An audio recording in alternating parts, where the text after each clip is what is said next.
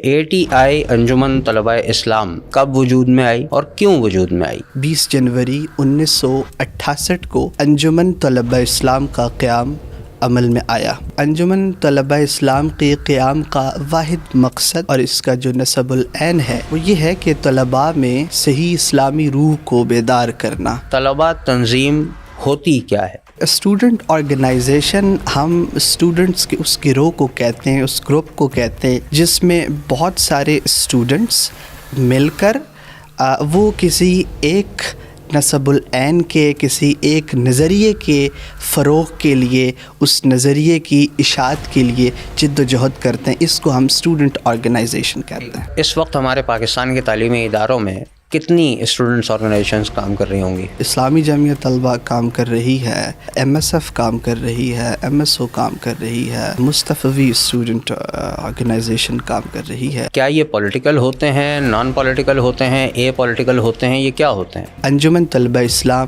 شروع سے a political رہی، غیر سیاسی رہی۔ بسم اللہ الرحمن الرحیم۔ شعور پوڈ کاسٹ کے ساتھ میں ہوں سیف اللہ خالد۔ طلباء تنظیمیں کسی بھی ملک کی تعمیر میں، اس کی بنیادوں میں، اس کی نظریاتی تربیت میں بہت اہم کردار ادا کرتی ہیں۔ پاکستان میں بھی کئی طلباء تنظیمیں موجود ہیں جو تعلیمی اداروں میں ایک زمانے سے کام کر رہی ہیں۔ انہی میں ایک نمایاں اور ممتاز طلباء تنظیم انجمن طلباء اسلام کے نام سے، ATI کے نام سے دہائیوں سے کام کر رہی ہے، اور نوجوانوں کے لیے یہ بات جاننا ضروری ہے کہ ATI کیا ہے، اس کے نظریاتی پہلو کون سے ہیں، یہ کیا کام کرتی ہے، کب سے خدمات انجام دے رہی ہے۔ اس حوالے سے گفتگو کرنے کے لیے آج ہم نے اسٹوڈیو میں دعوت دی ہے ATI کے موجودہ سینٹرل سیکریٹری جنرل جناب فیصل قیوم ماگرے صاحب کو۔ السلام علیکم ورحمۃ اللہ۔ وعلیکم السلام۔ کیسے ہیں فیصل بھائی؟ اللہ کا بہت فضل ہے۔ اچھا، ماشاءاللہ آپ نے سر MA انگلش لنگوسٹکس کیا ہے، اور ساتھ ہی اب آپ جو ہے وہ اپلائیڈ انگلش میں لنگوسٹکس میں ہی MPhil بھی کر رہے ہیں کراچی یونیورسٹی سے۔ تعلیم کا معاملہ آپ کا تو ماشاءاللہ آپ یقیناً ایک بریلینٹ اسٹوڈنٹ اور اچھے طریقے سے آگے بڑھ رہے ہیں، اور ساتھ ہی آپ نے ATI کے اندر کام بھی کیا ہوا ہے۔ تو میں سب سے پہلے تو آپ سے یہ پوچھوں کہ آج کے نوجوان کیونکہ ہمارے طلباء تنظیموں کو یا ان کی اہمیت کو زیادہ نہیں جانتے جب سے ڈیجیٹل ایج کا معاملہ شروع ہوا ہے، سوشل میڈیا کا معاملہ شروع ہوا ہے، تو آپ لوگوں نے کام کیا ہے گراؤنڈ پر، تو یہ بات جاننا اسٹوڈنٹس کے لیے ضروری ہے۔ تو ابتدائی سوال بالکل ایک لے لیتے ہیں کہ ATI انجمن طلباء اسلام کب وجود میں آئی اور کیوں وجود میں آئی؟ بسم اللہ الرحمن الرحیم۔ انجمن طلباء اسلام کا قیام کسی مذہبی یا سیاسی تنظیم کے زیر سایہ عمل میں نہیں آیا، بلکہ چند درد مند اصحاب رائے کا ایک مختصر سا اجتماع آپ کے کراچی شہر کے میٹھا در کھارا در کے علاقے میں صرافہ بازار واقع ہے۔ وہاں ایک چھوٹی سی سبز مسجد ہے، وہاں ان اصحاب کا ایک مختصر سا اجتماع ہوا، اور دو تنظیمیں انجمن محبان اسلام جو 1962 سے قائم شدہ تھی، اور مولانا جمیل احمد نعیمی صاحب اس کے سربراہ تھے، اور 1966 سے قائم شدہ جمعیت طلباء اہل سنت و جماعت پاکستان جس کے سربراہ مولانا یعقوب قادری نور اللہ تعالی مرقدہ الشریف تھے، ان دونوں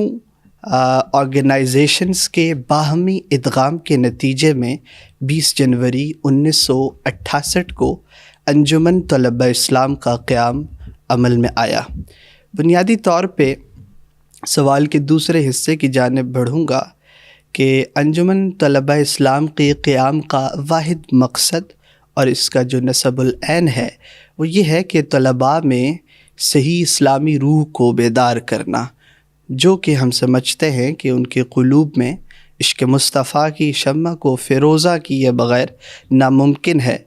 وہ اس لیے کہ انجمن طلباء اسلام عشق رسول کو ایمان کی پہچان سمجھتی ہے، ایمان کی جان اور علامت سمجھتی ہے، اور اللہ کے رسول نے فرمایا بھی کہ تم میں سے کوئی بھی شخص اس وقت تک مومن ہو نہیں سکتا جب تک میں اس کے نزدیک، اس کے والد، اس کی اولاد اور تمام تر لوگوں سے زیادہ قریب اور محبوب نہ ہو جاؤں، اس لیے انجمن طلبہ اسلام نبی رحمت صلی اللہ علیہ وسلم کی زندگی گزارنے کی ہر ادا اور ہر ایک لمحے کو قابل تقلید اور محبوب عمل سمجھتی ہے، اور کیوں نہ سمجھے، وہ دانائے سبل، ختم الرسل، مولائے قل، جس نے غبار راہ کو بخشا، فروغ وادی سینہ اور نگاہ عشق و مستی میں وہی اول، وہی آخر، وہی قرآن، وہی فرقان، وہی یاسین، وہی طٰہٰ۔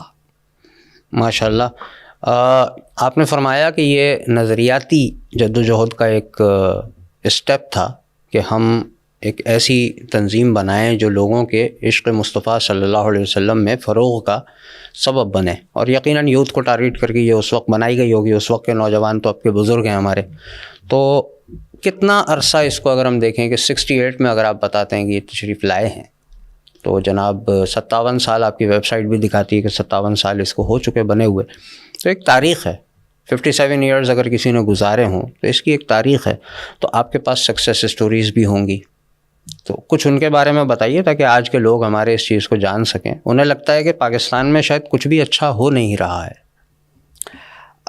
انجمن طلبہ اسلام نے ان 57 سالوں میں بہت سے اہداف طے کیے ہیں، چاہے تحریک نظام مصطفیٰ ہو یا تحریک تحفظ ختم نبوت ہو۔ انجمن طلبہ اسلام کے روشن کردار کی مثالیں دی جا سکتی ہیں۔ بنگلہ دیش نامنظور تحریک میں انجمن طلبہ اسلام نے ایک کلیدی کردار ادا کیا۔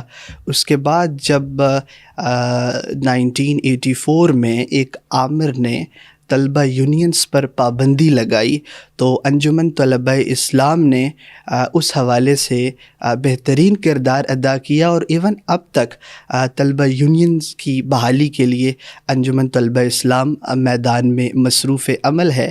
اور نہ صرف یہ بلکہ جب ممبئی اٹیکس کے بعد ہندوستان نے پاکستان کو دھمکی دی تھی کہ ہم 72 گھنٹوں میں پاکستان پر دھاوا بولیں گے، تو خیبر پختونخوا سے ایک آواز اٹھی کہ ہم ریاست پاکستان کو، افواج پاکستان کو 1 لاکھ رضاکار دینے کے لیے تیار ہیں۔ تو پتہ یہ چلا کہ صرف روسٹرم پر کھڑے ہو کر تقریریں کرنے والے انجمن طلبہ اسلام کے نوجوان نہیں ہیں، بلکہ جب بھی اسلام کو ضرورت پڑی، جب بھی پاکستان کو ضرورت پڑی، تو کفر کی صفوں کو چیر کر پہلی صف میں جا کر نعرہ تکبیر و رسالت بلند کرنے والی جماعت کا نام انجمن طلبہ اسلام ہے۔ اس کے ساتھ ساتھ انجمن طلبہ اسلام نے ان 57 سالوں میں اللہ کے فضل سے بہت سی نابغہ روزگار شخصیات کو پیدا کیا، جنہوں نے، چونکہ انجمن طلبہ اسلام کا بنیادی طور پہ ہم جس سلوگن کو لے کے چلتے آ رہے ہیں کہ ہم نے گھر سے مکتب، مکتب سے معاشرہ، اور پھر معاشرے سے نظام حکومت تک کا سفر طے کرنا ہے، تو گھر سے مکتب کا سفر تو طے ہوا، اور پھر مکتب سے معاشرے کے لیے ہم نے بہت سے ایسے افراد جو انجمن طلبہ اسلام کے تربیت یافتہ تھے، انہوں نے پاکستان کی فلاح و بہبود کے لیے، استحکام پاکستان کے لیے بڑا بہترین کردار ادا کیا۔ آج اللہ کے فضل سے آپ کے شہر کراچی کے اندر المصطفیٰ ویلفیئر سوسائٹی بہت سارے جو ہے وہ اسکولز چلا رہی ہے، یتیم خانے چلا رہی ہے، لنگر کا ایک نظام موجود ہے، اور اس کے ساتھ شیڈ فاؤنڈیشن کی صورت میں آپ کے نارتھ کراچی کے اندر ایک بہت بڑا نیٹ ورک موجود ہے جو فری آف کاسٹ لوگوں کو نہ صرف علاج کی سہولیات فراہم کر رہا ہے، بلکہ ایسے بچے جن کا کوئی پوچھنے والا نہیں، ان کو مفت تعلیم بھی فراہم کر رہے ہیں۔ جو سائیکولوجیکلی ڈسٹرب لوگ ہیں ان کے لیے بھی فیسیلیٹیشن ہے، اولڈ ایج ہاؤسز اور لنگر خانے، یہ سب، اور اس کے ساتھ ساتھ پاکستان بھر میں، پنجاب بھر میں، ریاست جموں کشمیر میں المصطفیٰ ویلفیئر سوسائٹی جو ہے، انہوں نے مصطفی اسکولنگ سسٹم کے نام سے ایک پورا اسکولوں کا جال تیار کیا جو متوسط طبقے سے تعلق رکھنے والے نوجوانوں کو انتہائی مناسب داموں میں اعلیٰ تعلیم فراہم کر رہے ہیں۔ اس کے علاوہ المصطفیٰ ویلفیئر ٹرسٹ انٹرنیشنل اس وقت 34 ممالک کے اندر ریلیف اینڈ ریہیبلیٹیشن کا جو ہے وہ کام کر رہا ہے۔ اس وقت ریسنٹلی غزہ کے اندر جو انسانی جانیں خطرے میں رہی، ایک کانفلکٹ کی صورتحال رہی، تو فلسطین کے اندر المصطفیٰ جو ہے وہ لوگوں کو کنٹینرز کے حساب سے ان کو فوڈ، میل اور شیلٹر کی سہولیات فراہم کی۔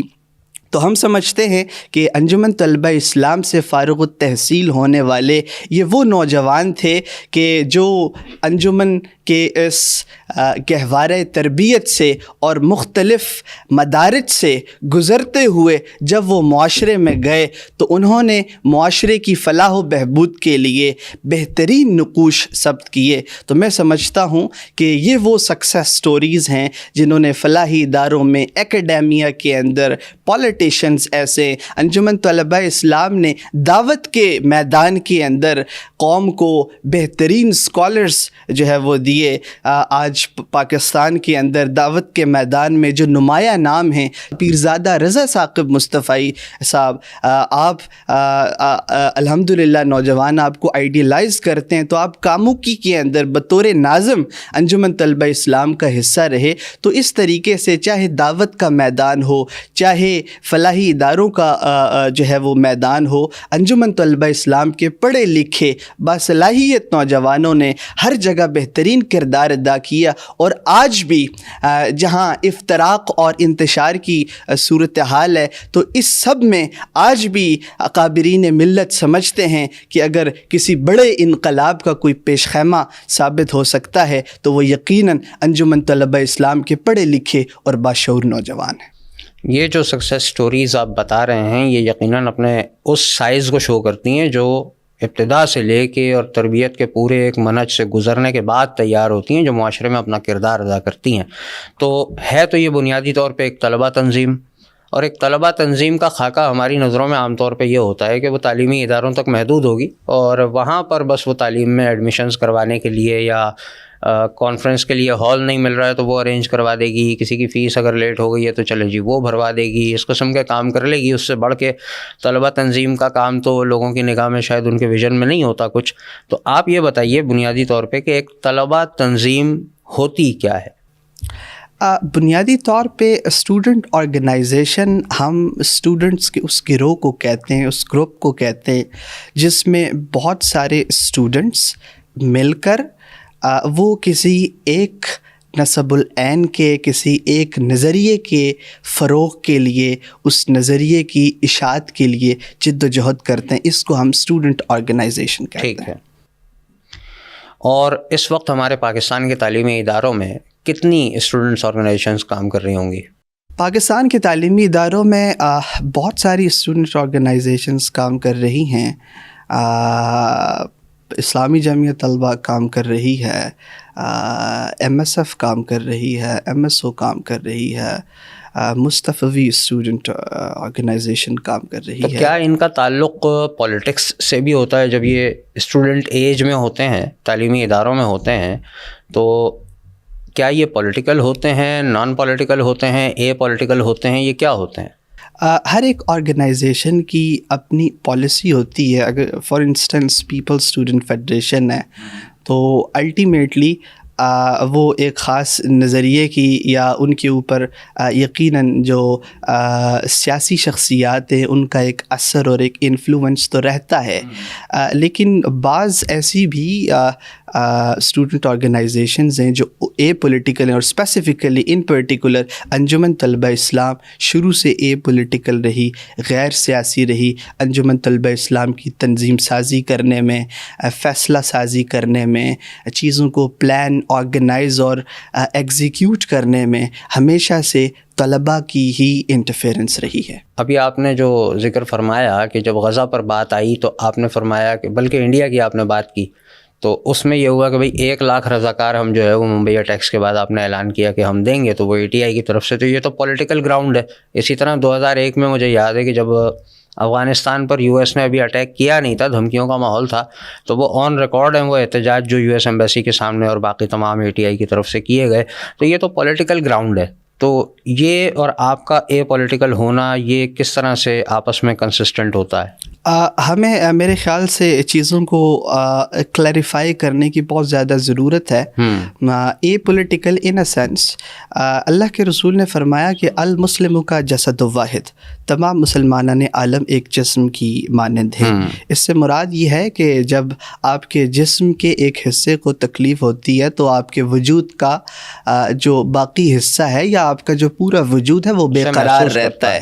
تو بنیادی طور پہ چاہے مسئلہ کشمیر ہو، چاہے مسئلہ فلسطین ہو، یا چاہے افغانستان کا ہم ماضی میں معاملات دیکھیں، تو ہمارا ان کے ساتھ ایمان کا ایک تعلق تھا، اسلام کی بنیاد پہ، کلمے کی بنیاد پہ۔ اور میں ذاتی طور پہ یہ سمجھتا ہوں کہ جب آپ کے پڑوس میں جو ہے نہتے مسلمانوں پہ ظلم و ستم کیا جا رہا ہو، تو اس وقت اخلاقی طور پہ بھی یہ آپ پہ لازم ہے کہ آپ ان کی مدد کریں، چاہے آپ، اب ضروری نہیں ہے کہ مسلح جد و جہد کر کے ہی مدد کی جا سکے، اگر آپ اچھا لکھ سکتے ہیں تو ان کے حق میں لکھیے، اچھا بول سکتے ہیں تو گفتگو کے ذریعے اویئرنیس سیشنز ہوں۔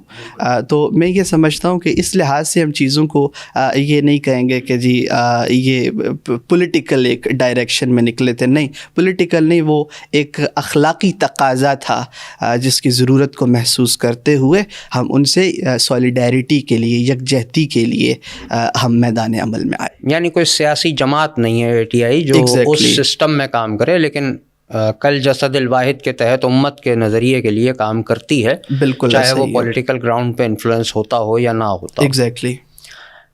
طلبہ یونینز پر پابندی لگی، جیسے آپ نے بھی ابھی ذکر کیا تھا ابتدا میں، تو یہ بھی ایک سوال ہے جو ہمارے اسٹوڈنٹس کو آج کل معلوم ہونا چاہیے، کیونکہ بہت کم تعداد ہے پاکستان کی جو ایکچولی تعلیمی اداروں میں جا کر تعلیم حاصل کرتی ہے۔ آپ جانتے ہیں کہ بہت کم ہے، ایک تو اسٹوڈنٹس بہت کم ہیں، پھر ان کی بھی ایک بڑی تعداد پرائیویٹ اسٹوڈنٹس کی ہوتی ہے، تو بہت کم ہی طلبہ ہیں ہماری ٹوٹل پاپولیشن کے جو وہاں جاتے ہیں تو کچھ چیزوں کو سمجھ سکیں، اور جو جاتے ہیں ان میں سے بھی بہت کم لوگ ان چیزوں کو جانتے ہیں یا انٹرسٹڈ ہوتے ہیں۔ تو طلبہ یونین کیا ہوتی ہے، طلبہ تنظیم کیا ہوتی ہے، ان میں فرق کیا ہے اور ان کے کاموں میں فرق کیا ہے؟ بنیادی طور پہ اسٹوڈنٹ آرگنائزیشن اور اسٹوڈنٹ یونین میں بہت بڑا فرق ہے، اور یہ بڑا اچھا سوال ہے۔ بہت سے لوگ چیزوں کو مکس کر دیتے ہیں یا وہ کنفیوژن ایک رہتی ہے۔ بہت سے لوگ اسٹوڈنٹ یونین کو اسٹوڈنٹ آرگنائزیشن سمجھتے ہیں، آرگنائزیشن کو یونین۔ بنیادی طور پہ اسٹوڈنٹ آرگنائزیشن کا تو پہلے کویسچن میں آپ کو بتا چکا ہوں کہ وہ ایک خاص نظریے کے لیے ایک گروپ مل کے اس کی اشاعت کے لیے کام کرتا ہے، اس کی ترویج کے لیے جد و جہد کرتے ہیں۔ اسٹوڈنٹ یونین بنیادی طور پہ ایک ایسا پلیٹ فارم ہوتا ہے جہاں بہت ساری آرگنائزیشن کے گروپس مل کر باقاعدہ طور پہ انتخابات کا عمل ہوتا ہے، اور اس کے بعد وہ ایک پلیٹ فارم کے تھرو آگے آتے ہیں، بالکل ویسے جیسے مختلف پولیٹیکل پارٹیز کے لوگ کبھی بھی پارلیمنٹ کا حصہ اس وقت تک نہیں ہوتے جب تک وہ باقاعدہ ایک الیکٹورل پروسیس کے تھرو اس نظام سے گزر کر نہ آئے ہوں، تب تک وہ پارلیمنٹ کا حصہ نہیں بنتے۔ بالکل ویسے ہی اسٹوڈنٹ آرگنائزیشنز کے انتخابات ہوتے ہیں، اور پھر اس کے بعد جو ہے student union is basically a plate form جس پہ جو ہے آپ کے انتخابات ہوتے ہیں۔ تو بدقسمتی یہ ہے کہ المیہ یہ ہے کہ 84 کے اندر طلبہ یونینز پہ باقاعدہ طور پر پابندی لگا دی گئی تھی، تو تب سے لے کے اب تک وہ بین لگا ہوا ہے۔ 88 میں وہ اپلفٹ ہوا تھا جب میاں نواز شریف کی گورنمنٹ آئی تھی، تو اس دوران کچھ جگہوں پہ انتخابات نہیں ہو سکے، باقی کچھ جگہوں پہ ہوئے۔ تو یہ بھی انجمن طلبہ اسلام کے لیے ایک سعادت ہے اور ہمارے لیے اعزاز ہے کہ ہم 88 کے جو انتخابات ہوئے ہم پورا پنجاب بھر ہم نے ون کیا تھا، لیکن تب اللہ کے فضل سے انجمن طلبہ اسلام اتنی زیادہ افرادی قوت اور اتنے جوبن میں تھی کہ تب شاید کچھ ایسی شخصیات تھی جو سمجھتے تھے کہ شاید یہ نوجوانوں کی افرادی قوت ہمارا تختہ الٹنے کے لیے میدان عمل میں آئے، تو تب دوبارہ سے اسٹوڈنٹ یونینز پر دوبارہ سے بین لگا، اور اب کوئی 37 برس ہو چکے ہیں کہ اسٹوڈنٹ یونینز پر بین لگا ہوا ہے۔ تو یونین پر تو بین لگا ہوا ہے، لیکن آپ کے اسٹوڈنٹ آرگنائزیشن میں انتخابات ہوتے ہیں، بالکل ہوتے ہیں، الیکشنز ہوتے ہیں، ایگزیکٹلی۔ تو اس میں بھی ایک چیز ہے کہ آپ کے انتخابات وغیرہ ہوتے ہیں تو ظاہر ہے آپ کا ایک سسٹم ہوگا۔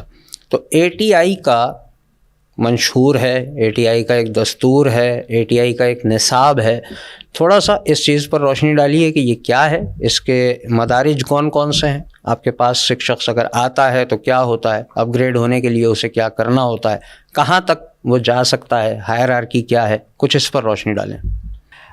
بنیادی طور پر انجمن طلبہ اسلام میں 4 مدارج ہیں۔ پہلا درجہ ہے، اسے ہم ہمدرد کہتے ہیں، وچ از دا ویری فرسٹ اسٹیج، جو باقاعدہ طور پہ انجمن طلبہ اسلام کا ممبر بنتا ہے۔ ٹھیک ہے۔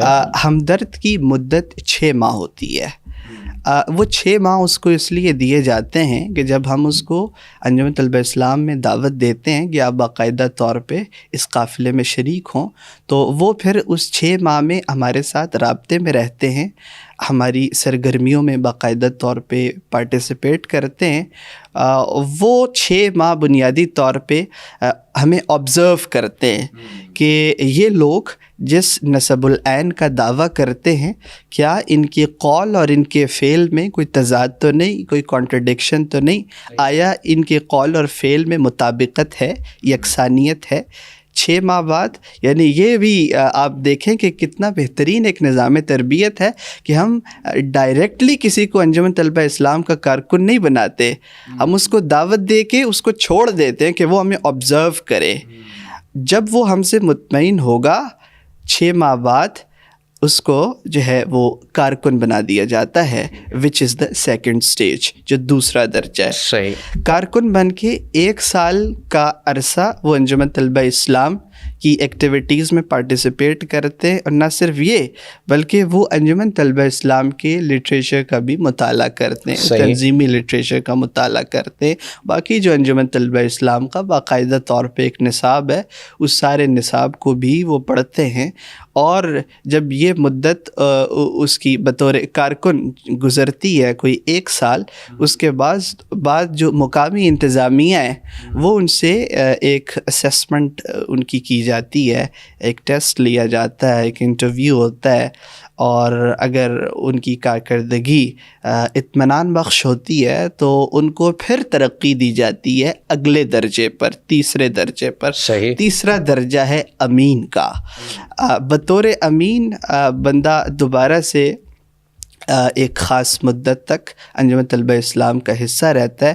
اب جب وہ امین بن جاتا ہے تو اس کا مطلب اب وہ امانت دار ہے، اب اس پہ زیادہ ذمہ داری پڑ گئی ہے، اب وہ باقاعدہ طور پہ انجمن طلبہ اسلام میں خود بھی چیزوں کو ایگزیکیوٹ کرے گا، وہ ضلع کی سطح پہ خود بھی الیکٹورل پروسیس کا حصہ بن کے سرگرمیوں میں باقاعدہ طور پہ حصہ لے گا، وہ خود بھی انجمن طلبہ اسلام کی باقاعدہ طور پہ دعوت دے گا۔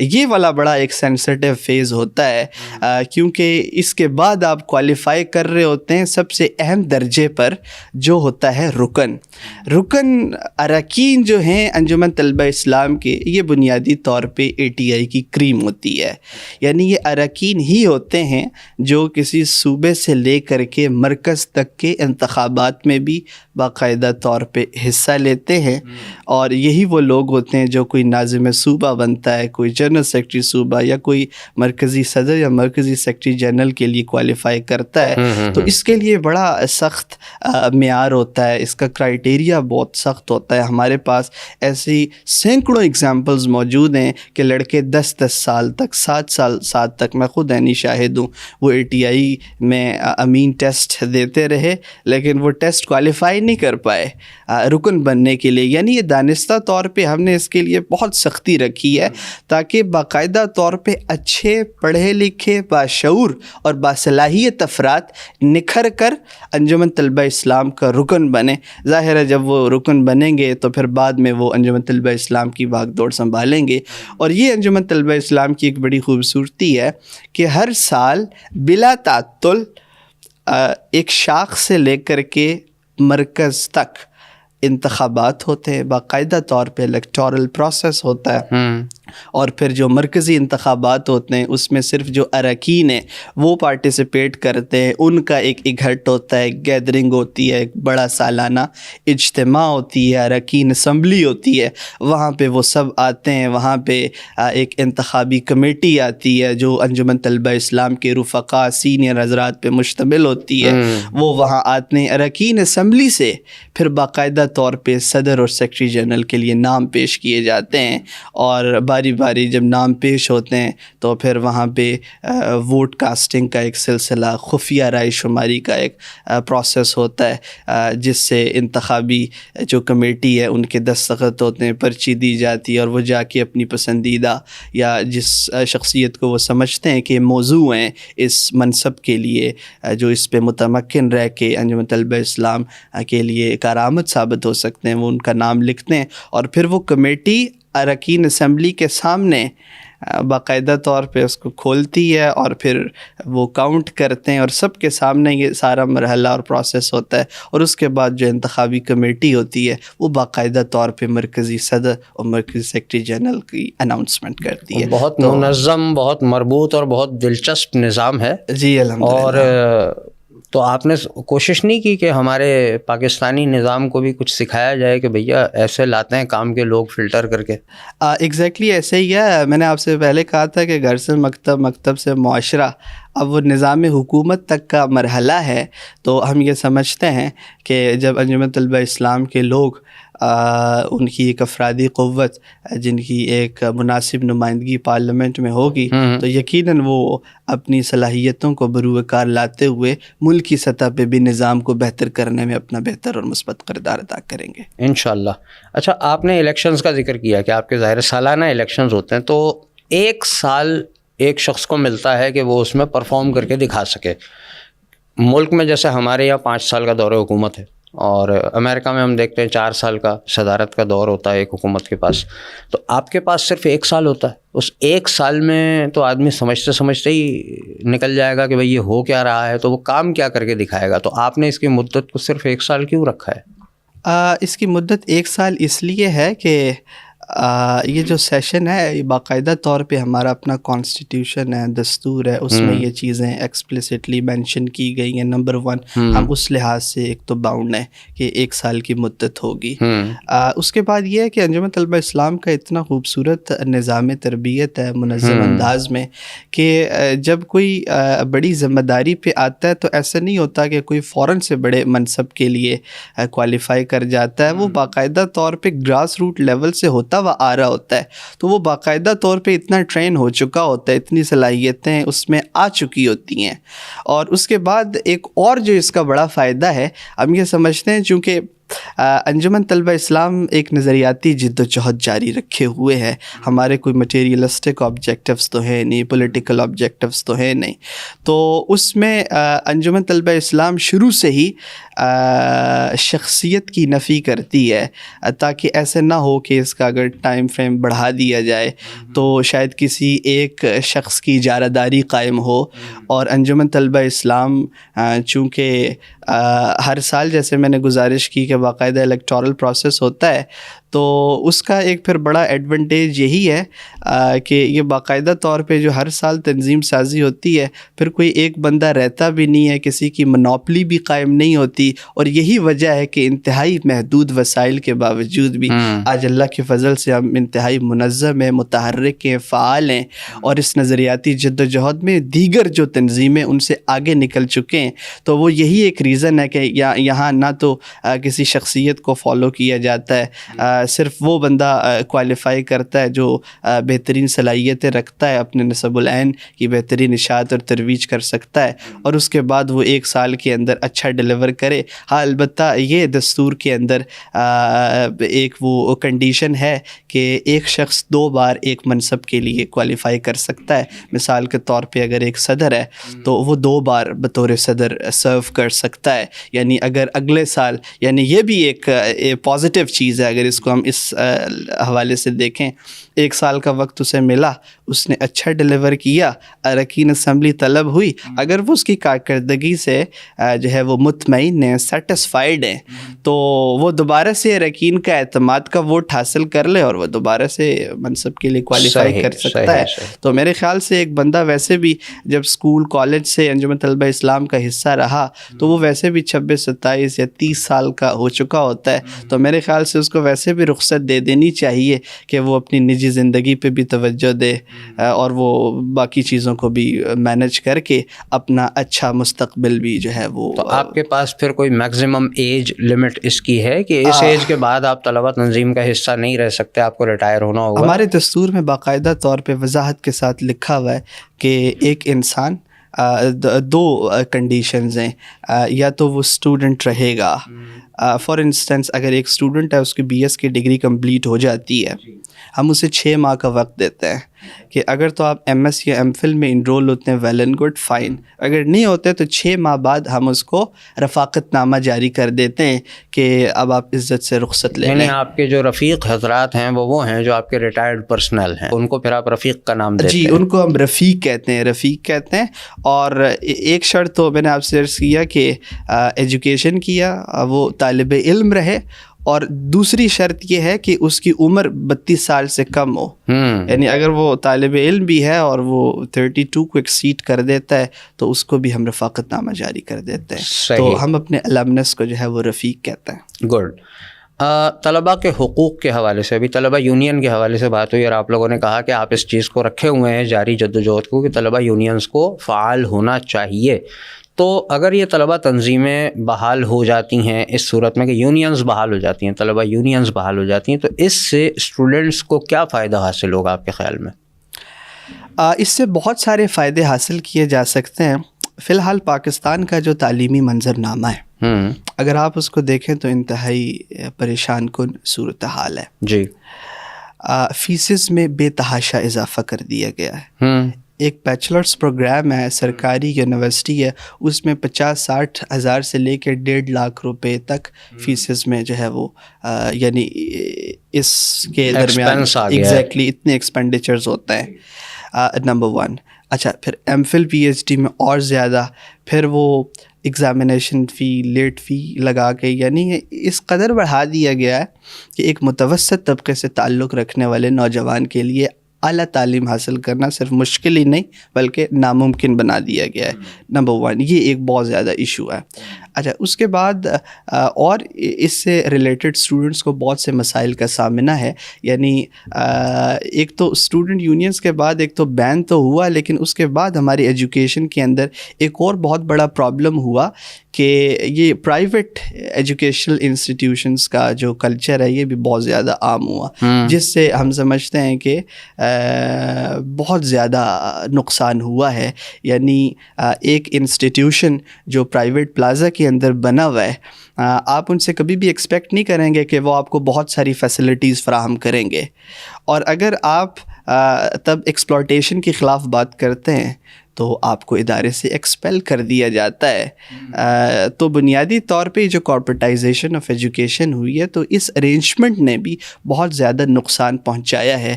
اس وقت پاکستان کی صورتحال یہ ہے کہ فیسز میں اتنا زیادہ اضافہ کر دیا. اچھا، اس کے بعد 2018 میں UNDP کی ایک رپورٹ پبلش ہوئی، اس میں ایکسپلسٹلی مینشن کیا گیا کہ پاکستان کے اندر 70% جو نوجوان ہیں ان کا ڈراپ آؤٹ جو ریشو ہے اس کی سب سے اہم اور جو میجر ریزن ہے وہ یہ ہے کہ پاکستان کے تعلیمی اداروں میں فیسز کا بے تحاشا اضافہ کر دیا گیا ہے. یعنی اس وقت 2 کروڑ تو وہ اسٹوڈنٹس ہیں جو آپ کے اسکولس کے اندر موجود ہیں، جو ٹوٹل اسٹوڈنٹ پاپولیشن ہے. اچھا، اس میں 84 لاکھ 84 لاکھ وہ اسٹوڈنٹس ہیں جو انٹرمیڈیٹ میں انرولڈ ہیں. اچھا اب آتے ہیں اعلیٰ تعلیم پہ. بی ایس سے لے کے آپ کی پی ایچ ڈی تک جتنے بھی پروگرامز ہیں, جب آپ اعلیٰ تعلیم پہ آتے ہیں تو اس کی تعداد محض 16 لاکھ ہے. اب آپ اندازہ لگائیں کہ 2 کروڑ, اس کے بعد 84 لاکھ اور اس کے بعد محض 16 لاکھ. یہ اتنا جو بڑا ڈراپ آؤٹ ریشو ہے, اس کی سب سے جو بنیادی وجہ ہے وہ یہ ہے کہ فیسز میں بہت زیادہ اضافہ کر دیا ہے. لیکن اس ایکسپلوٹیشن کے خلاف کوئی بات نہیں کر سکتا. آج یعنی سرکاری اعداد و شمار کے مطابق پاکستان کے اندر 164 سرکاری جامعات کے اندر 68 ایسی یونیورسٹیز موجود ہیں کہ جہاں پہ وی سی کا تقرر ہی نہیں ہوا, یعنی کسی بھی ایڈمنسٹریٹر کو اضافی چارج دے دیا جاتا ہے, ایڈیشنل رسپانسبلٹی دے دی جاتی ہے اور وہ چیزوں کو مینیج کرتا ہے. تو بنیادی طور پہ یہ وہ سارے مسائل ہیں. یعنی اب آپ ستم ظریفی دیکھیں کہ طلبہ یونین کو بحالی کے لیے یوسف رضا گیلانی صاحب کی گورنمنٹ کے اندر جو ہے ایک انیشیٹو لیا گیا, انہوں نے سارے وی سیز کو آن بورڈ لیا, بلایا. اب آپ ستم ظریفی دیکھیں کہ محمود و ایاز ایک ہی صف میں کھڑے ہو گئے اور ان سب نے مشترکہ طور پہ کہا کہ طلبہ یونین کو نہ بحال کریں. ظاہر ہے ان کو معلوم تھا کہ اگر طلبہ یونین کو بحال کیا تو پھر ایکسپلوٹیشن کے خلاف بات کی جائے گی, تب لوگوں کو پتہ چلے گا یونیورسٹیز میں آیا کلاسز ہوتی بھی ہیں نہیں ہوتی, کلاس میں کون جا کے پڑھاتا ہے نہیں پڑھاتا. ہریسمنٹ کے اتنے زیادہ آئے روز ہمارے سامنے واقعات سوشل میڈیا کے تھرو, مین اسٹریم میڈیا کے تھرو ہم تک پہنچتے ہیں, بلکہ جتنے ہوتے ہیں اس سے بہت کم پہنچتے ہیں. ایگزیکٹلی. تو یہ سارے اتنے زیادہ اسٹوڈنٹس کو جو ایشو فیس کرنے پڑتے ہیں. اب آپ دیکھیں کہ ٹرانسپورٹ کی کوئی صورتحال نہیں ہے. جو میل اسٹوڈنٹس ہیں وہ تو پھر بھی مینج کر لیتے ہیں, لیکن جو فیمیل اسٹوڈنٹس ہیں ان کو بہت زیادہ مسائل کا سامنا کرنا پڑ رہا ہوتا ہے. تو پھر تو جب یہ یونینز بحال ہوگی لوگوں کو پتہ چلے گا ٹرانسپورٹ کا کیا نظام ہے, ہاسٹلس کا کیا حال ہے. تو بنیادی طور پہ ہم یہ سمجھتے ہیں کہ یہ جو اسٹوڈنٹ یونینز ہیں ان کے بحال نہ ہونے کی وجہ سے یہ مسائل ہیں. یعنی جب اسٹوڈنٹ یونینز بحال ہوں گی تو اسٹوڈنٹس کے جو ریپرزنٹیٹیوز ہیں ان کو باقاعدہ طور پہ ایک پراپر پلیٹ فارم ملے گا پاور میں, جہاں وہ آ کر اپنی بات اتھارٹیز تک, حکام بالا تک پراپر چینل کے تھرو پہنچائیں گے. جب اسٹوڈنٹ یونینز بحال ہوگی تو اسٹوڈنٹ یونین کا جو ریپرزنٹیٹیو ہوگا وہ باقاعدہ طور پہ یونیورسٹی کی سنڈیکیٹ کا حصہ ہوگا. تو بنیادی طور پہ جتنی ایکسپلوٹیشن ہے, یہ اسٹوڈنٹس کا جو استحصال کیا جاتا ہے, تو میں سمجھتا ہوں ان سب چیزوں کو ختم کرنے کا واحد حل طلبہ یونین کی بحالی ہے. صحیح. اسی ضمن میں ہم اگر بات کریں, ہماری آف کیمرہ جب بات ہو رہی تھی, جامعات ترمیمی ایکٹ سندھ میں جو پاس ہوا, تو یہ ایکٹ کیا ہے, اس سے کیا اثر پڑے گا, اور یہ بھی بتائیے کہ کیا یہ ایک طرح سے کالونائزیشن نہیں ہو رہی ہماری ایجوکیشن کی خود اپنے ہی تعلیمی اداروں میں, بالکل اسی طرح جیسے کسی زمانے میں ایسٹ انڈیا کمپنی نے اپنی مرضی کے لوگ پیدا کرنے کے لیے کام کرنا شروع کیا تھا, تو اب اپنے ہی ملک کی جامعات میں اس طرح کے قوانین بنا کر کیا چیز اچیو کی جائے گی؟ سندھ کے اندر ریسنٹلی یہ خیر ٹرینڈنگ پہ چل رہا ہے یہ ایشو, ابھی ریسنٹ ہی ہے کہ سندھ کے اسمبلی کے اندر جامعات ترمیمی ایکٹ باقاعدہ طور پہ منظور ہوا ہے. اس ایکٹ میں یہ ایکسپلین کیا گیا ہے کہ کسی بھی یونیورسٹی کا جو وائس چانسلر ہوگا وہ کوئی بھی ایسا بندہ جو گریڈ 20 یا گریڈ 21 کا یعنی اینی بیوروکریٹ, وہ جو ہے اس کی تقرری جو ہے وہ کی جا سکتی ہے.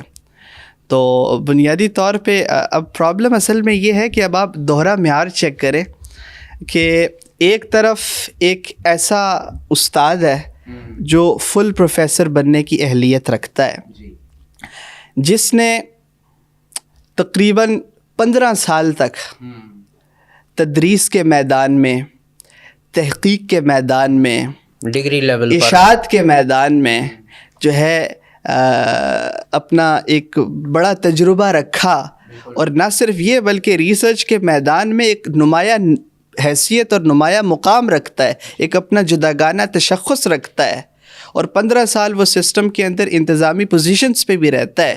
یعنی اس کے لیے اتنی زیادہ قدغن اور پھر وہ بھی وی سی بنے گا. اور دوسری طرف ایک بیوروکریٹ کو صرف اس لیے لایا جا رہا ہے کہ ہماری یونیورسٹیز کے اندر جو ہے جو وائس چانسلرز ہیں ان کے بہت سے ایسے کیسز آئیں کہ جی مالی بدعنوانی, ان چیزوں کو کنٹرول کرنے کے لیے وہ انتظامی امور کو ٹھیک سے مینیج نہیں کر سکتے. ان چیزوں کو مینیج کرنے کے لیے بنیادی طور پہ انہوں نے کہا ہم نے ریپلیسمنٹ دیا بیوروکریٹس کی. تو میں ذاتی طور پہ یہ سمجھتا ہوں کہ اگر آپ کو ریپلیسمنٹ ہی چاہیے تھی تو اس میں آپ کو اکیڈیمیا کے لوگوں کو آن بورڈ لینا چاہیے تھا. اس پہ ایک براڈ بیسڈ کنسلٹیشن کی ضرورت تھی اور پھر اس پہ ماہر تعلیم جو ہیں اس پہ مشتمل ایک کمیٹی بنائی جاتی اور پھر کوئی نیا اس کے متبادل نظام جو ہے وہ انٹروڈیوس کروایا جاتا. ایک صاف شفاف ریگولیٹری جو ہے کوئی ایسا سسٹم انٹروڈیوس کروایا جاتا جو بنیادی طور پہ ان چیزوں کو کنٹرول کرنے کے لیے ہوتا. میں ذاتی طور پہ سمجھتا ہوں کہ اگر وہ انتظامی طور پہ فیل ہیں یا فائنینشیل ان کی کرپشنز ہیں یا مالی بدعنوانیوں میں ملوث ہیں تو اس کا یہ قطعاً مطلب نہیں ہے کہ آپ کسی باہر کے غیر تجربہ کار افراد کو جو ہے وائس چانسلر کی اہم ذمہ داری کے لیے اس کی تقرری کر دیں. تو میں ذاتی طور پہ سمجھتا ہوں کہ اس سے مزید جو ہے بہت سارے مسائل پیدا ہوں گے. جو اکیڈیمیا کے لوگ ہیں یہ وہ نوجوان ہیں جو ملک اور ملت کا مستقبل ہیں, جو کل کے حکمران ہوں گے, کل پاکستان کے اندر جو ہے بھاگ توڑ سنبھالیں گے. تو میرا نہیں خیال, یہ بڑا سینسٹیو ایک معاملہ ہے. تو ایجوکیشن کے حوالے سے ویسے بھی ہماری گورنمنٹ کو مزید میں نہیں سمجھتا کہ کوتاہی برتنی چاہیے. یعنی آپ یہ سمجھتے ہیں کہ ایک بیوروکریٹ ممکن ہے کہ ایک اچھا ایڈمنسٹریٹر تو ثابت ہو جائے, شاید وہ ان چیزوں کو, ویسے تو یہ بھی ایک کویسچن ہے کیونکہ ہمارے پاس باقی اداروں میں بھی جب کرپشن کی بات آتی ہے تو بیوروکریسی کا نام بھی آتا ہے کہ اس کے افراد بھی ظاہر ہے اچھے برے لوگ ہر جگہ ہوتے ہیں, تو شاید وہ ان چیزوں کو کنٹرول کر پائے. لیکن اس کا بیک گراؤنڈ کیونکہ ایجوکیشن کا نہیں ہے تو وہ اکیڈیمیا کو لے کر کیسے چلے گا, آپ کا مین کنسرن یہ ہے. ٹھیک, اچھا ایک سوال اور یہ بھی ہے کہ 1968 میں جس وقت ATI کو وجود میں لایا گیا اور آپ نے فرمایا کہ ظاہر ہے کہ حب رسول اور نظریاتی بنیاد پر طلباء کی تربیت اور امت کا ایک سینس ان کے اندر ڈیولپ کرنا اس کا مقصد تھا. اس وقت ہمارے سامنے سوشلزم اور کمیونزم یہ سسٹم ہمارے سامنے دشمن کے طور پہ موجود تھا, منہ پھاڑے کھڑا تھا. تو آپ کی نظریاتی جد و جہد کے مخالف سامنے جو دشمن تھا اس کی صورت یہ تھی. آج جب آپ ATI کو دیکھتے ہیں تو اس وقت آپ کے سامنے جو دشمن کھڑا ہے, اب سوشلزم اور کمیونزم اس پاور کے ساتھ تو موجود نہیں رہے, تو آج کے کون سے دشمن ہیں اور آپ ان دشمنوں کو کیا نام دیتے ہیں؟ اور یہ بھی بتائیے گا ساتھ میں کہ ان سے نمٹنے کے لیے آپ لوگوں کے تربیتی نصاب میں, نظام میں کوئی سسٹم ہے یا نہیں ہے؟ خیر بہت اچھا آپ نے کنٹمپریری کویسچن پوچھا ہے. ماضی میں یعنی انجمن طلبہ اسلام کا بنیادی طور پہ قیام بھی اسی لیے عمل میں آیا تھا کہ ملک کے حالات ایسے ہو چکے تھے کہ نوجوان جو ہے وہ ڈی ٹریک ہو رہے تھے. تو ان چیزوں کو بنیادی طور پہ کاؤنٹر کرنے کے لیے انجمن طلبہ اسلام کا قیام عمل میں آیا. اب حالات ظاہر ہے بہت زیادہ ڈفرینٹ ہیں. اب جو باطل قوتیں وہ کسی اور نام کے ساتھ, کسی اور رنگ کے ساتھ, کسی اور طریقہ کار کے ساتھ نوجوانوں کو ڈی ٹریک کر رہے ہیں. میں سمجھتا ہوں اس وقت ایتھیزم پر جو ہے تعلیمی اداروں میں خاص طور پہ جو ہماری ایرسٹوکریٹک کلاس ہے, جو رولنگ کلاس ہے, ان کے بچوں کو براہ راست جو ہے وہ نشانہ بنایا جا رہا ہے. یاد رکھیں قیام پاکستان سے لے کر ایون عصر حاضر تک یہ جو نوجوان نسل ہے یہ ہر طبقہ فکر کے لیے انتہائی اہمیت کی حامل رہی. ایسا ہی ہے. اور بہت سے لوگوں نے ہمارے نوجوانوں کے کچے ذہنوں کو براہ راست نشانہ بنایا. یہی ایک وجہ ہے کہ پڑھے لکھے نوجوان جو ہے وہ کھوکھلے سیاسی نعروں کا بھی شکار ہوئے اور نہ صرف ان کی ظاہری وضع و قطع بلکہ مشاغل میں بھی آج نوجوانوں کے بہت زیادہ تبدیلی دیکھنے کو ملی ہے. آج پاکستان کا پڑھا لکھا نوجوان جو ہے وہ پاکستان کو چھوڑ کر دیار غیر میں جا کر زندگی گزارنے کو ترجیح دیتا ہے. جی ہاں. تو نوجوان اب بھی بہت سارے ایشوز کا سامنا کر رہے ہیں پاکستان کے اندر, جو ایگزیکٹلی آئیڈینٹی کرائسس کا نوجوان شکار ہو چکے ہیں. اس ٹائم ایگزسٹینشل تھریٹ کا نوجوانوں کو سامنا کرنا پڑ رہا ہے. تو ہمارے ملک کے اندر جو معاشی, سیاسی اور جو مذہبی انتشار ہے, چونکہ تکفیریت کے بادل بھی تمام تر لوازمات کے ساتھ منڈلا رہے ہیں, اور ان چیزوں نے ہمارے نوجوانوں کے لیے اپارچونیٹیز کو بہت زیادہ محدود کر دیا ہے. آج ہم اسلامی جمہوریہ پاکستان میں رہتے ہیں, ایک ایسا ملک جو کلمے کی بنیاد پہ بنا, جو مدینہ کی طرز پہ بنا, لیکن ہم پاکستان کی بڑی جامعات کے اندر جا کے نہ فیمنزم کے خلاف بات کر سکتے ہیں, ٹھیک ہے, نہ ہم ایتھیزم کے خلاف بات کر سکتے ہیں, نہ ہم LGBTQ کے خلاف بات کر سکتے ہیں. تو میں سمجھتا ہوں کہ یہ ایک لمحہ فکریہ ہے. انجمن طلبہ اسلام نے ماضی میں بھی سوشلزم کو اور ایسے باطل نظریات کے تحت پھلنے پھولنے والی آرگنائزیشنز کو شکست دی تھی. تو اس لیے ہم ابھی سمجھتے ہیں کہ انجمن طلبہ اسلام کے نوجوانوں کو ہم باقاعدہ طور پہ ایسے ٹرین کر رہے ہیں, ان کے لیے ہم سیشنز کو آرگنائز کرتے ہیں جس میں ہم ان تمام اسکالرس کو آن بورڈ لیتے ہیں جو ایتھیزم کے خلاف جو ہے وہ کام کر رہے ہیں, جو نوجوانوں کو دہریت سے بچانے کے لیے کام کر رہے ہیں. تو ان کے ساتھ ہم اسٹوڈنٹس کی باقاعدہ طور پہ ڈسکشنز کو ارینج کرتے ہیں, ان کے میٹ اپس کو آرگنائز کرتے ہیں, اور ملکی سطح پہ ہم یوتھ کو موبلائز اور سینسٹائز کرنے کے لیے ان تقریبات کا انعقاد کرتے ہیں تاکہ نوجوانوں کو مستقبل میں اس فتنے سے بچایا جا سکے, کیونکہ یہ نوجوان ملک اور ملت کا مستقبل ہے. آج کا لبرل طالب علم کل کا کوئی لبرل استاد بنے گا. آج LGBTQ کا دلدادہ کل کوئی ہم جنس پرست افسر بنے گا. آج ایڈم اسمتھ کو پڑھنے والا کل کوئی ماہر معیشت بنے گا. تو بنیادی طور پہ ہم اپنے یعنی انٹرنلی بھی ہم اس پہ باقاعدہ طور پہ کام کر رہے ہیں, اور ہم ذاتی طور پہ اپنی محفلوں کے اندر, اپنی تربیتی نشستوں کے اندر اس بیانیے کو بھی کنسٹرکٹ کرنے پہ باقاعدہ طور پہ ایک منظم اور مربوط انداز میں کام کر رہے ہیں. ایک سوال جو میرے ذہن میں آج کل کی صورتحال کو دیکھ کے آتا ہے وہ یہ ہے کہ آپ طلبہ اداروں میں موجود ہیں, ظاہر طلبہ تنظیمیں ہیں تو ظاہر تعلیمی اداروں میں آپ لوگ موجود ہیں. اب وہاں پہ ہم دیکھتے ہیں آئے دن ہمارے سامنے فوٹیجز آ رہی ہوتی ہیں یونیورسٹیز کی, کچھ کالجز کی بھی اور کچھ اسکولز کی بھی. بے حیائی اور فحاشی کی جب ہم بات کرتے ہیں تو جتنی بھی اس کی بنیادی چیزیں ہیں وہ ہمیں وہاں پر ایکٹ ہوتی ہوئی نظر آ رہی ہیں. آرٹس کے, فائن آرٹس کے جتنے بھی شعبے ہیں ہم وہاں پہ دیکھتے ہیں, میڈیا سائنس کے جو شعبے ہیں وہاں پہ ہم دیکھتے ہیں کہ اس طرح کی چیزیں نکل کے آ رہی ہیں. ماس کام میں ہم دیکھتے ہیں کہ وہاں پہ چیزیں نکل کے آ رہی ہیں. آپ دیکھیں آپ نے وہ ویڈیوز جہاں پہ کیٹ واکس ہو رہی ہیں, صحیح ہے, کاسٹیوم شوز ہو رہے ہیں. ہمارے ملک پاکستان کے بچے بچیاں, ٹھیک ہے, اب وہ کس قسم کے تماشوں میں پڑے ہوئے ہیں. یعنی میڈیکل کی تعلیم حاصل کرنے کے لیے گئے ہیں تو جناب وہاں پہ ڈانس پارٹیز ہو رہی ہیں, صوفی نائٹ سے لے کے قوالی نائٹ سے لے کے پروم نائٹ, وہاں تک ہم پہنچ گئے. ابھی آپ دیکھیے ہم نے اس پر بات بھی کی تھی اپنی ویڈیوز میں.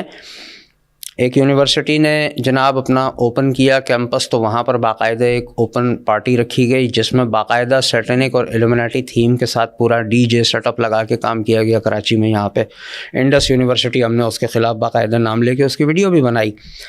اس کے علاوہ ہم اسکولز میں دیکھتے ہیں کہ اسٹیجز پر پرفارمنسز کے نام پہ بدتمیزیاں ہو رہی ہیں, ٹھیک ہے, بچیاں ہماری ناچ رہی ہیں, بچے ہمارے جو ہیں وہ بے لباس ہو رہے ہیں. اب حالت یہ ہو گئی ہے کہ لباس, عقل, اخلاقیات سب کا جنازہ نکل رہا ہے. ہم اگر میں اپنی بات کروں تو مجھے جب یہ چیزیں دیکھنے کو ملتی ہیں تو مجھے ظاہر ہے جو بھی فیل ہوگا یا مجھ جیسے لوگوں کو فیل ہوگا میں تو بنا دیتا ہوں اس پہ ایک ویڈیو. اب لوگ ظاہر ہے اس سے اویئر ہوتے ہیں اور وہ پھر دیکھنا شروع کرتے ہیں کہیں اور تو نہیں ہو رہا, تو اس سے پھر لوگ روکتے ہیں ان چیزوں کو جا کے, تو کافی حد تک چیزوں کو روکنے میں مدد ملتی ہے. آپ ایک طلبہ تنظیم ہیں, آپ کے سامنے تعلیمی اداروں میں اگر ایسی کچھ ایکٹیویٹیز ہوتی ہیں تو آپ ان کو روکنے کی کوشش کرتے ہیں, روکتے ہیں یا نہیں روکتے ہیں, یا آپ کو اس میں کوئی پرابلمز آتی ہیں, ان چیزوں کو ہمیں وہیں پر ختم کرنا چاہیے اداروں کے اندر ہی جہاں یہ ہو رہا ہے، تو آپ لوگ پروٹیسٹ کرتے ہیں یا نہیں کرتے ہیں، یہ بتائیے، کیونکہ آپ کا کردار اس میں پہلے نظر آنا چاہیے ہمیں. جی، اس حوالے سے انجمن طلبہ اسلام ایک متحرک کردار ادا کر رہی ہے. آج کے اس نوجوان پڑھے لکھے سو کالڈ ماڈرن نوجوان کو جتنے بھی مسائل کا سامنا کرنا پڑ رہا ہے، بنیادی طور پہ اس کی جو اہم وجہ ہے وہ اسلامی تاریخ سے عدم واقفیت کا نتیجہ ہے. صحیح. یہی ایک وجہ ہے کہ آج امت کے نوجوان مغرب کے نظام سے، مغرب کی تہذیب سے جو ہے وہ مغلوب ہیں، اور مغرب کا یہ جو نظام ہے وہ ہمارے نوجوانوں کے لیے مرعوبیت کا اور کشش کا باعث ہے. وہ علامہ اقبال چونکہ ان کے جو فکری ارتقاء تھا، تو جو ان کا قیام یورپ کا دورانیہ تھا تو وہ بڑا اہم تھا. تو اقبال بھی ایسے ماحول میں جب ویسٹ گئے تھے تو اقبال نے کہا تھا کہ زمستانی ہوا میں گرچہ تھی تیزی شمشیر کی، لندن میں بھی نہ چھوٹے مجھ سے آداب سحر خیزی. تو ہم تو ان شخصیات کو آئیڈیلائز کرتے ہیں، تو ہم اس حوالے سے سمجھتے ہیں کہ یہ ہم سب اسٹوڈنٹ آرگنائزیشنز کی اخلاقی ذمہ داری ہے کہ ہم نے اس نظام کو یا اسلامی فکر و تہذیب کو مغلوب احساس سے نہیں بلکہ برتر احساس سے اپنے ہم اثر طلباء کے قلوب اور اذہان میں منتقل کرنا ہوگا. وہ لارڈ میکیولے جب یہاں سے گئے ویسٹ تو ان کی وہ منٹس آف ایجوکیشن وہ انٹرنیٹ پہ موجود ہیں، تو انہوں نے اس پہ واضح طور پر لکھا کہ ہم ایک ایسی نسل تیار کرنا چاہتے ہیں کہ جو ہمارے اور محکوم طبقے کے درمیان ایک ترجمان کا کردار ادا کریں گے، اور وہ گوشت اور پوست کے اعتبار سے تو ہندی ہوں گے، لیکن ان کا فکری رجحان وہ نظریاتی طور پہ انٹلیکچولی جو ہے وہ فرنگی ہوں گے، وہ کلٹس ہوں گے، وہ ٹھیٹ انگریز ہوں گے. تو میں سمجھتا ہوں کہ یہ انہی چیزوں کے اثرات ہیں، انہی کی باقیات ہے کہ آج امت کا نوجوان بے راہ روی کا شکار ہے. تو اس حوالے سے انجمن طلبہ اسلام جہاں بھی تعلیمی اداروں میں ایسے واقعات ہوتے دیکھتی ہے، فنون لطیفہ کے تحت نت نئے موضوعات کے تحت انعقاد ہونے والی تقریبات، تو ہم باقاعدہ طور پہ ایڈمنسٹریشن کو اپروچ کرتے ہیں، ہم اپنا احتجاج بھی ریکارڈ کرتے ہیں، اور انجمن طلبہ اسلام ہر فورم پہ اور ہر ایک جگہ نے انجمن طلبہ اسلام نے ایسی چیزوں کے، ایسے ایونٹس کی روک تھام کے لیے بھرپور اور جاندار اور متحرک کردار ادا کیا. تو کیا ایسی کوئی پاسبلٹی ہے کہ ہم کوئی ایسا سسٹم بنا سکیں کہ جہاں پر ایسا کچھ ہوتا ہے تو ان کے خلاف لیگل ایکشن بھی لیا جائے؟ کوئی پاسبلٹی ہے اس کی، لیگل ایکشن لے سکتے ہیں؟ بنیادی طور پہ یہ تو خیر خالص انتظامی نوعیت کا معاملہ ہے. ہم چونکہ ایک اسٹوڈنٹ آرگنائزیشن ہے تو ہم تو ان کو زبان سے روک سکتے ہیں، ہم اپنا زبانی احتجاج، لیکن ظاہر ہے ہمارے جو حساس ادارے، لا انفورسمنٹ گروپس ہیں، ایجنسیز ہیں، ان کو دیکھنا چاہیے کہ یہ وہ لوگ ہیں جو پاکستان کی نظریاتی سرحدوں پر ڈاکہ ڈالتے ہیں. تو میں تو سمجھتا ہوں کہ پاکستان کے اسلامی اور نظریاتی تشخص کی بحالی کے لیے ہمارے اداروں کو اس حوالے سے سنجیدگی کا مظاہرہ کرنا چاہیے، اور ان کو خود بھی ایسی چیزوں کو جو ہے وہ منعقد کرنے کا موقع ہی نہیں دینا چاہیے. یہاں تک تو ماشاءاللہ ہماری گفتگو میرا خیال ہے بہت پرمغز اور بہت اثر والی رہی ہے، انشاءاللہ سننے والوں کو فائدہ ہوگا. آخر میں آپ پہ ہم چھوڑتے ہیں ایز اے گیسٹ کہ آپ کیا پیغام دینا چاہتے ہیں اپنی طرف سے یوتھ کو، طلباء کو، حکومت کو، والدین کو، جس کے لیے بھی آپ مناسب سمجھیں. میں اس پوڈ کاسٹ کی وساطت سے انجمن طلبہ اسلام کے کارکنان کے لیے بالخصوص پیغام دینا چاہتا ہوں کہ آپ کو اس دور کے اندر اپنے نسب العین کی حقانیت پر ایسے یقین ہونا چاہیے جیسے آپ کو اپنے سانسوں کی روانی پہ یقین ہے. آپ بہت خوش قسمت ہیں کہ آپ کا نسب العین ابدی نسب العین ہے. آپ کا نسب العین آفاقی نسب العین ہے، اس کا مقابلہ کوئی دوسرا نسب العین نہیں کر سکتا۔ اس لیے میں آپ کو یہ پیغام دے رہا ہوں کہ آپ اپنی تمام تر صلاحیتوں کو بروئے کار لاتے ہوئے انجمن طلبہ اسلام کے عظیم تر مفاد میں استعمال کریں۔ ہمارے کسی کارکن کو کوئی دیکھے، کسی رکن کو کوئی دیکھے، کسی امین کو کوئی دیکھے تو لوگ کہیں کہ یہ وہ لوگ ہیں جو نہ صرف غلامی رسول میں مرنے کا دم بھرتے ہیں، بلکہ یہ وہ لوگ ہیں جو غلامی رسول میں جینے کا سلیقہ بھی جانتے ہیں۔ اس لیے اپنے اندر تقویٰ کی صفت کو پیدا کیجئے۔ آپ تنظیمی طور پہ جتنا بھی کام کر لیں، اگر آپ میں تقویٰ کی صفت نہیں ہے تو آپ کو باطنی طور پہ وہ اطمینان، وہ قرار، وہ سکون نصیب نہیں ہو سکتا۔ اس لیے میں سمجھتا ہوں کہ مجھ سمیت آپ سب کو بھی اپنے اندر قرون اولیٰ والے مسلمانوں کی تمام تر خصوصیات کو پیدا کرنا ہوگا۔ اگر کسی قوم کے نوجوانوں میں یہ ساری صفات پیدا ہو جائے، ان کی قول اور فعل میں مطابقت ہو جائے، تو یاد رکھیں اگر یہ وہ لوگ ہیں کہ اگر کسی قوم کے نوجوانوں کی خودی مضبوط ہو، اگر کسی قوم کے نوجوانوں میں قوت گفتار ہو اور جرت کردار ہو، اگر بقول اقبال ان کی نگاہ بلند ہو، سخن دل نواز ہو، اور کسی قوم کے نوجوان اگر جان پرسوز کے حامل ہوں، تو یاد رکھیں اس قوم کو ترقی کی راہ میں کوئی بھی ایسی طاقت نہیں ہے جو رکاوٹ بنے۔ آخر میں اقبال کا ایک ایسا آپٹیمسٹک شعر آپ کی نظر کر رہا ہوں کہ آسمان ہوگا سحر کے نور سے آئینہ پوش، اور ظلمت رات کی سیما پا ہو جائے گی، اور پھر دلوں کو یاد آ جائے گا پیغام سجود، اور جبیں خاک حرم سے آشنا ہو جائے گی، اور آنکھ جو کچھ دیکھتی ہے لب پہ آ سکتا نہیں، محو حیرت ہوں کہ دنیا کیا سے کیا ہو جائے گی۔ مجھے ذاتی طور پہ آپ سے ملاقات کر کے اور گفتگو کر کے بہت خوشی ہوئی، کیونکہ ایک تو ATI اور یا جو بھی کوئی ایسی تنظیم ہوتی ہے، تحریک ہوتی ہے جو نظریاتی سطح پہ کام کرتی ہے، کیونکہ ہم شعور میڈیا نیٹ ورک کے پلیٹ فارم سے ایک آئیڈیالوجیکل فرنٹ پر ہی کلام کر رہے ہیں کہ لوگوں کو انٹلیکچولی، فلاسفیکلی اور سسٹمیٹیکلی سمجھا سکیں کہ مروب ہونے کی ضرورت نہیں ہے ویسٹ سے، بلکہ ہمارا اپنا معاملہ جو ہماری اپنی آئیڈینٹی ہے، مسلمانوں کی شناخت ہے، یہ سب سے اہم ہے۔ اور آپ ماشاءاللہ اس عمر میں آپ کا انداز گفتگو مجھے یقیناً لوگوں کو پسند آتا ہوگا، مجھے بہت پسند آیا آپ کی ذرہ نوازی، اور ساتھ ہی کوشش آپ نے جو کی کہ لوگوں تک وہ پیغام پہنچے کہ جو ATI کی صورت میں، انجمن طلبہ اسلام کی صورت میں ایک پلیٹ فارم موجود ہے ہماری یوتھ کے پاس جو اس وقت تعلیمی اداروں میں موجود ہیں، وہ انشاءاللہ آپ کی گفتگو سننے کے بعد اس فکر میں ضرور آئیں گے کہ ذرا دیکھیں یار ہمارے ادارے میں یہ ہے یا نہیں ہے، اور ہے تو اس کو اپروچ کریں تاکہ آپ بھی ان کے ساتھ ملیں اور وہ آپ کے ساتھ مل کر نظریاتی سرحدوں کی حفاظت کے لیے ہم اپنے نوجوانوں کو تیار کر سکیں۔ آپ نے وقت دیا، بہت شکریہ جناب۔ Thank you.